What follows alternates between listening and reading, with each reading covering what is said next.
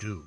I mean, what is this in an economic system that simply can't solve a fairly obvious problem? So is it that we don't have enough, Rick, or is it that there isn't the will to do it to fit the needs of the people, right? What we're doing in this country is we're subsidizing wealthier people more than we are poor people. And we try in this country as best we can to paint this issue with a broad brush, right? You're homeless because you don't want to work. You're homeless because you don't have an education. You're homeless because you have mental illness. You're homeless because you have a chemical or an alcohol addiction. So we paint everybody in a corner, and people are shamed by that and won't talk about it, don't want to discuss it, even amongst close family and friends. In Los Angeles has become the country's most notorious tent city and the epicenter of America's homeless crisis. The area is sprawling, and it's not just a collection of tents under an odd bridge here or there. This is an entire neighborhood of trash-strewn streets and broken lives. Last week, I took a tour of it to check out the problem, to try and figure out how all of this happened and how to fix it. With Brian Suits, take a look. You've heard about the homeless crisis in the big cities across the country. My good friend Brian Suits, longtime LA resident, has brought me down to Skid Row in downtown Los Angeles so we can survey the landscape, figure out how we got here and how we can make it better. You look at where we are right now. This is literally the epicenter of what is called Skid Row, marked on Google Maps, because historically this has been Skid Row for 100 years. It just wasn't supposed to stay like this. I've never seen anything like this. When did downtown LA become a showroom for REIU's tents? It wasn't like this until Garcetti was mayor, and that is a fact. Now it's come to a crescendo where the mayor of Los Angeles is now declaring this a federal issue.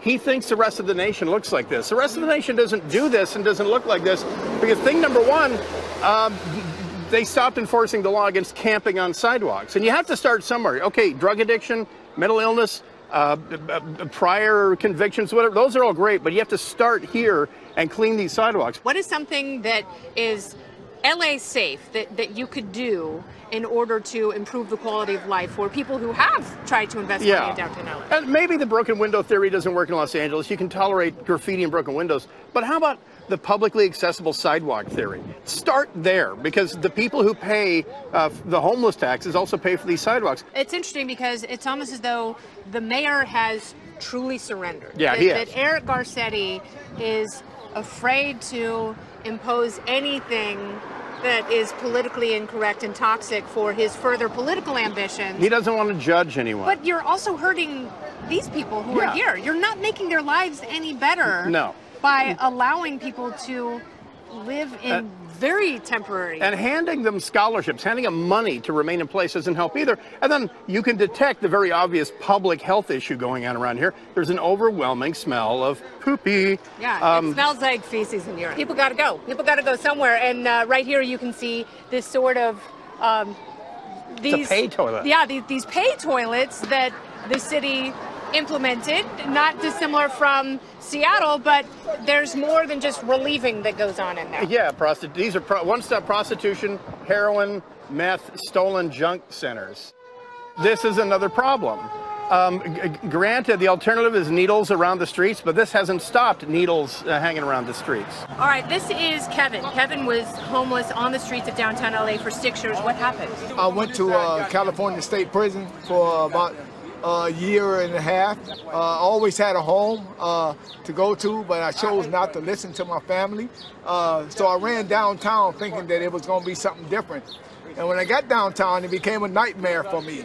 Today, I feed a lot of the homeless, 1,200 meals a month You're downtown. a chef now. A lot of people ask me, what do the homeless need? All they need is love. Somebody to love them without reason, knowing that it's a whole bunch of things that took place in their life, things that happen.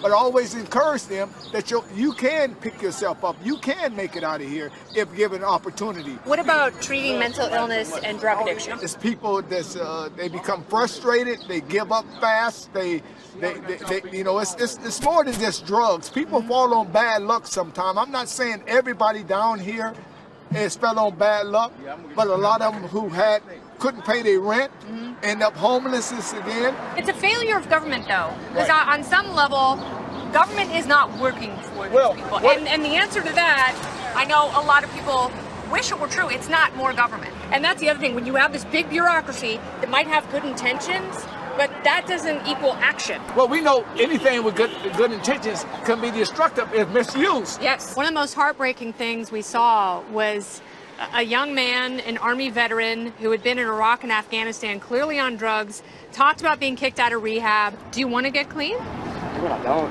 I have the street, though, man. I know. Once you're on the street, it's not easy. I mean, you know, I choose my choices. I'm a man at the end of the day, what I do. So I don't blame fault the DA for nothing. He doesn't want to get clean, but he also doesn't want to live like he's living. There are people who have memories of these pristine cities from years ago. When they go back and visit, it is something completely different, and no one has a good explanation. No one wants to take responsibility for how we got there, and no one wants to devise a plan with tough choices to make things better. The one correlation about every city on the West Coast is that it is run by liberal Democrats who are unable to simply draw a line and say sleeping on the sidewalk is intolerable. Yeah. Anything else will help you. It's not good for you. It's not good for the city. Every single night down here, trafficked women are down here, sexually assaulted, etc. There's not, as you see, there's not a real big police presence. And just giving people a $500 check and, you know, passing out these guilt payments, it's actually making things worse and creating a level of dependency that keeps people poor enough that they're still alive, but it's no way to live.